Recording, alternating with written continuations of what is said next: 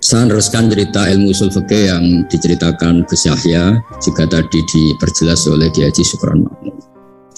Usul fikih itu satu disiplin ilmu yang penting sekali untuk menganalisis teks. Kenapa itu penting sekali? Karena beberapa teks itu jelas berbahasa Arab. Dan bahasa Arab itu ya umumnya bahasa ada ruang dan waktu. Sehingga ada beberapa cerita termasuk yang disebut terkenal sekali oleh Sayyid Muhammad Abu Ya Sayyid Muhammad bin Alawi Al-Maliki.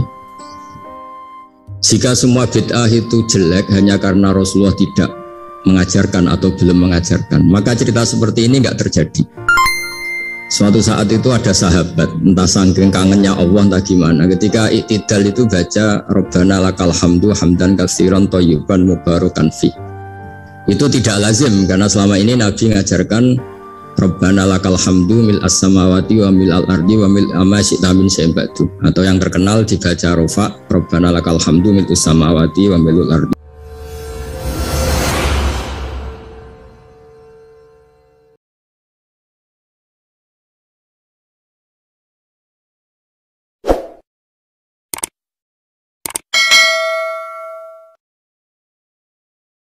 Tadi Kiai Haji Syukron Makmun yang juga teman bapak saya masih ingat beliau ketika rawuh di Rembang di rumah bapak saya. Saya mohon maaf gak bisa datang, memang mungkin sebaiknya tidak datang karena memang saya masih ngaji pasanan, ngaji kilatan, ngaji. Saya sering cerita ke orang-orang kalau ada rapat ketahanan pangan itu yang rapat ya baik karena ngatur ketahanan pangan. Tapi yang nggak rapat nanam padi itu juga baik karena itu yang real mempertahankan pangan. Jadi kalau semuanya rapat, yang nanam padi siapa? Kalau yang semuanya nanam padi, yang koordinasi supaya dikirim kemana, diatur bagaimana, itu butuh rapat. Tapi real kebutuhan padi itu butuh penanam. Ini yang saya kagum dari pengurus PBNU. Jadi ada beberapa kiai itu yang nggak pati rapat di kantor seperti saya. Tapi saya ini selalu mengajarkan kitab risalahnya Basim Asari tentang ahli sunnah wal jamaah. Sehingga anggap saja saya ini nanam padi tapi tidak ikut rapat ketahanan pangan. Dan itu harus dianggap lazim saja dalam perbedaan-perbedaan itu. Saya meneruskan cerita ilmu usul fikih yang diceritakan Gus Yahya, juga tadi diperjelas oleh Kiai Haji Syukron Makmum. Usul fikih itu satu disiplin ilmu yang penting sekali untuk menganalisis teks. Kenapa itu penting sekali? Karena beberapa teks itu jelas berbahasa Arab. Dan bahasa Arab itu ya umumnya bahasa ada ruang dan waktu. Sehingga ada beberapa cerita termasuk yang disebut terkenal sekali oleh Sayyid Muhammad Abu Ya Sayyid Muhammad bin Alawi Al-Maliki. Jika semua bid'ah itu jelek hanya karena Rasulullah tidak mengajarkan atau belum mengajarkan, maka cerita seperti ini nggak terjadi.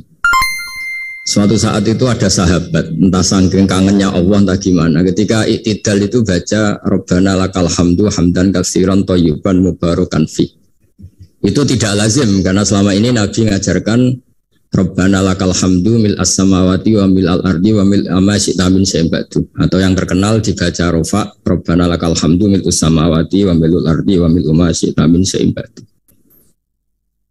Lalu karena itu enggak lazim, setelah sholat Nabi tanya, ayyukumul qail, dari kalian semua ini yang melafadzkan kalimat itu siapa? Semuanya diam, karena takut disalahkan Rasulullah SAW. Semuanya diam, tapi setelah akhirnya Nabi ngendikan, fa inni ra'aitu isnatai asyara malakan yabtadirunaha ayyuhum yaktubu awwalu. Saat tadi melihat 12 malaikat, mereka berebut sekali untuk mencatat kalimat itu. Kalimat itu begitu indah sehingga 12 malaikat tadi berebut ingin mencatat. Terus pemuda tadi atau orang tadi bilang, ha anada ya Rasulullah, tadi yang lafadzkan itu saya. Itu tidak ada sabqut ta'lim, tidak ada pengajaran dahulu dari Rasulullah SAW, tapi itu direspon oleh malaikat dan tentu disetujui oleh Rasulullah SAW. Maka ini satu kepastian bahwa tidak semua bid'ah, tidak semua hal yang baru itu dolalah atau sayyi'ah.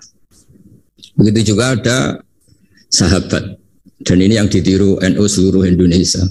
Itu kalau ngimami itu, padahal ini didelegasikan di satu perkampungan oleh Rasulullah. Kalau ngimami itu kulhu terus, selalu baca kulhu wallahu ahad.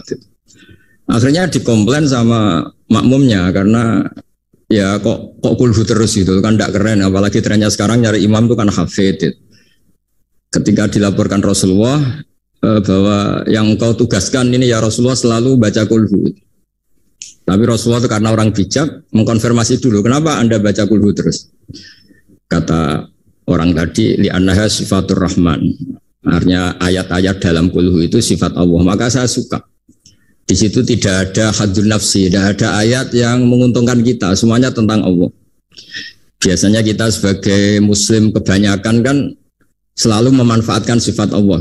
Jadi enggak rela lah kalau Allah nganggur itu. Misalnya kita bilang innahu ala kulli syai'in qadir ya. Kalau engkau qadir ya jadikan saya bupati, wakil presiden atau gubernur gitu. Kalau Allah mujib ya kabulkan saya ingin jadi orang kaya kan. Allah itu enggak boleh lah, sifatnya nganggur itu enggak boleh. Mesti perasaan manusia itu gitu. Nah di kulhu itu tidak ada itu semua, hanya nerangkan sifat Allah Ta'ala yang nafsaniyah, yang tentang Allah. Apa jawabannya Nabi? Kata Nabi, barusan malaikat Jibril datang ke saya, memberitahu bahwa Allah mencintai kamu, karena kamu mencintai surat ikhlas, surat kulhu. Itu artinya apa? Juga tidak ada sabkut taklim. Bahkan terkonfirmasi dulu, Nabi mengiyakan setelah tanya. Nyatanya itu dibenarkan. Jadi ada sekian bukti bahwa ubudiyah atau ibadah atau perilaku sosial yang tidak ada sabkut ta'lim, tapi kemudian Nabi membenarkan.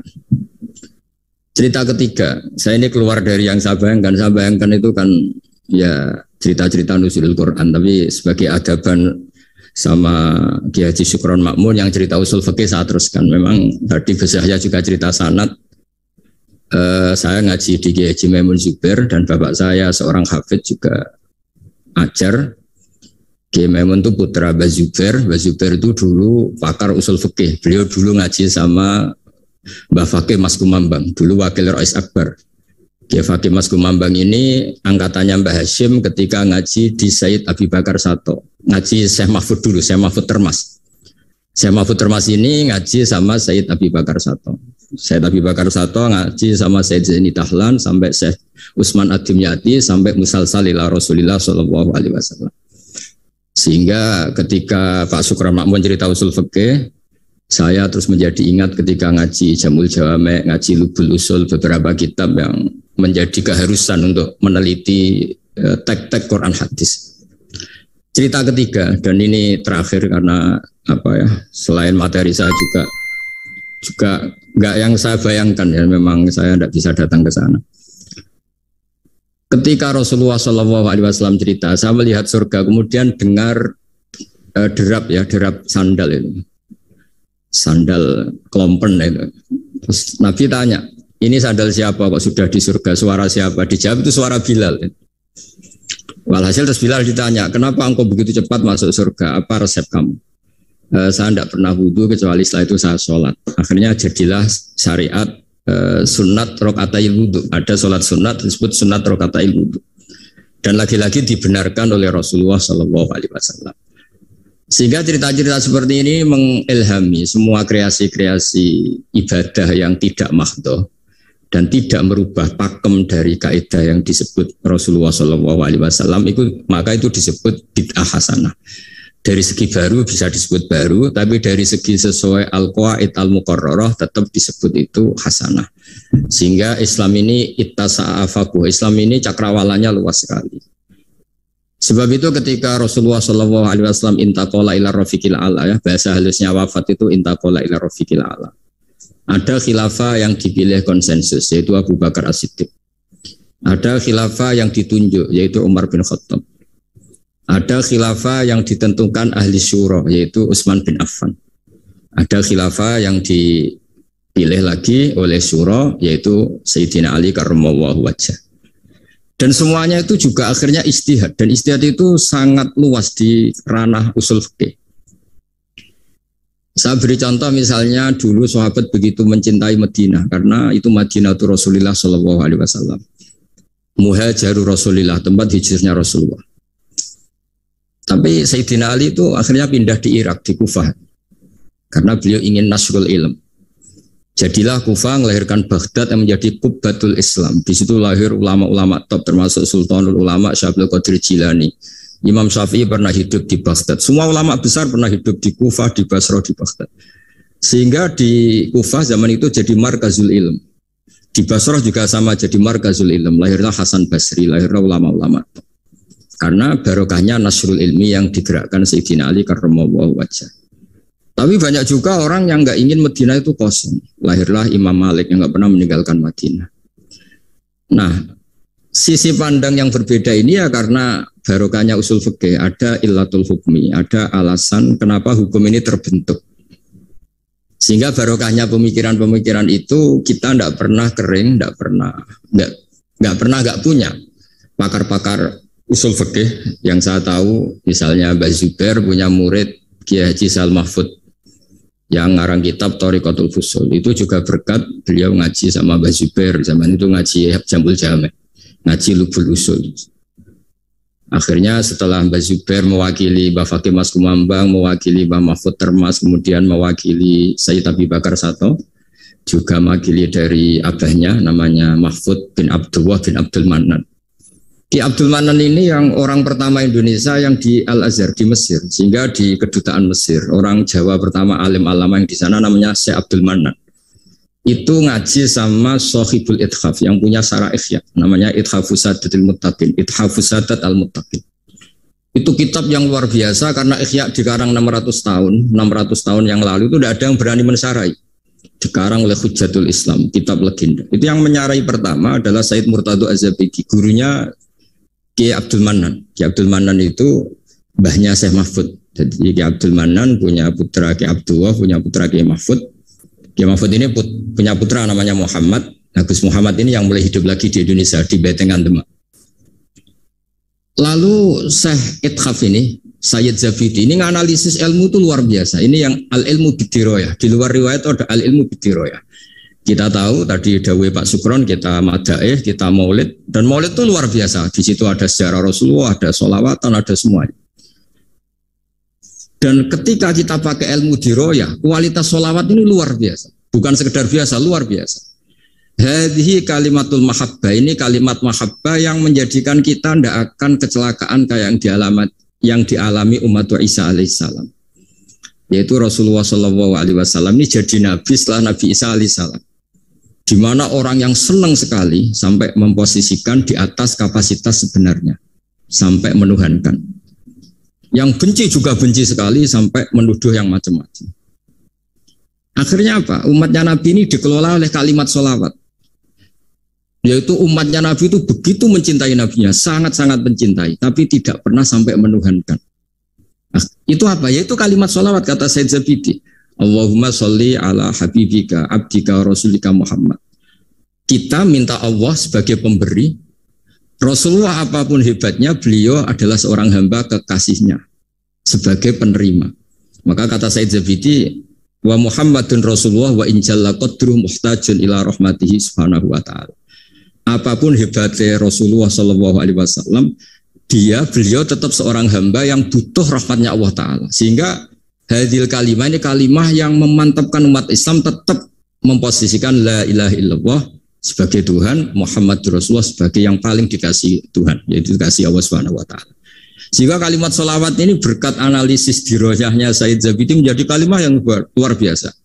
Bukan sekedar kalimat mahabbah, bukan sekedar kalimat yang menjadikan kita berhak dapat syafaatnya, juga kalimat yang memantapkan tauhidnya umat Islam, yaitu la ilaha illallah Muhammad Rasulullah, yaitu Allah sebagai al-mu'ti, sebagai pemberi, Nabi sebagai penerima. Jadi Allah tetap sebagai Tuhan yang memberi rahmat, memberi sholawat, memberi askat tahiyat, memberikan anmal barokat, semuanya semua yang terbaik diberikan sama kekasihnya terbaik, yaitu Rasulullah SAW. Disebut hadis sholawat itu syihotul mahabbah, juga syihotul tauhid, juga syihat yang menjadikan kita tidak akan mengalami kayak yang dialami oleh umatnya Nabi Isa alaihissalam. Jadi sanad-sanad ini penting. Ya seperti Gus Yahya ini saya tahu beliau putra Kiai Khalil, juga teman bapak saya, cucu dari Kiai Bisri. Kiai Bisri itu menantu Kiai Khalil Harun yang dulu gurunya Kiai Makhrus Lirboyo. Mbak Khalil Harun ini dulu ngaji sama kakaknya namanya Mbak Umar Harun. Sama-sama di Mekah menangi namanya Sayyid Umar Sato, kakaknya Sayyid Abi Bakar Sato Sohibul Yana. Ya kemudian sanad berlanjut ke Sayyid Zaini Dahlan sampai ila Rasulullah Shallallahu Alaihi Wasallam. Jadi saya senang sekali tadi ketua PBNU kok ngaji lagi, senang saya dalil-dalil inna hadal ilma dinun fangduru aman tak khuduna dinakum, senang sekali. Ya saya hafal lah, wong ya saya ini kan kata orang banyak pantas-pantas saya hafal karena saya ini kiai tukang ngaji gitu. Jadi ya pantas saya hafal. Yang jarang ngaji aja hafal, masa yang sering ngaji udah hafal. Jadi pantas-pantasnya itu hafal. Tapi memang harus hafal ya, semua tokoh-tokoh NU harus hafal bahwa inna hadal ilma dinun fangduru aman tak khuduna dinakum. Ilmu itu agama, kamu lihat kamu ngambil dari mana. Dulu Imam Bukhari itu kalau mau ngajar, mau ngaji atau mau ngambil ilmu atau mau apa saja. Karena ngajar juga harus memberikan pada yang kompeten, mengambil ilmu juga harus ngambil dari yang kompeten. Itu dulu cerita semestinya itu khimar, tapi di Jawa diganti ayam, tidak tahu saya. Pergantian itu karena orang Jawa lebih gampang. Diganti ayam cerita di Jawa, sebenarnya itu khimar. Khimar dipanggil sama syekh. Ya entah pakai rumput apa, terus datang khimar itu. Setelah datang dipegang, terus kata Imam Bukhari, ini bohong pada khimar, ini enggak berhak jadi guru saya, ini bohong sama hewan, berarti enggak sikoh. Ya. Terus orang Jawa mencontohkan ayam dikurkuri, dirayu pakai jagung, terus datang dipegang, itu sudah menggugurkan kredibilitas seorang rawi karena bohong sama hewan, apalagi bohong sama manusia, apalagi bohong sama seluruh rakyat Indonesia, itu nggak akan jadi gurunya Imam Bukhari. Ya tapi alhamdulillah kita akan tidak ingin jadi gurunya Imam Bukhari. Jadi ya sudah tidak perlu sikoh yang dengan standar seperti itu. Tapi apapun itu saya terima kasih terutama pada guru kita bersama yaitu Syukron Ma'mun yang cerita panjang lebar NU mulai lahirnya dan seterusnya, sama Gus Yahya semuanya lah, sama beberapa menteri semuanya. Terima kasih. Mohon maaf. Assalamualaikum warahmatullahi wabarakatuh.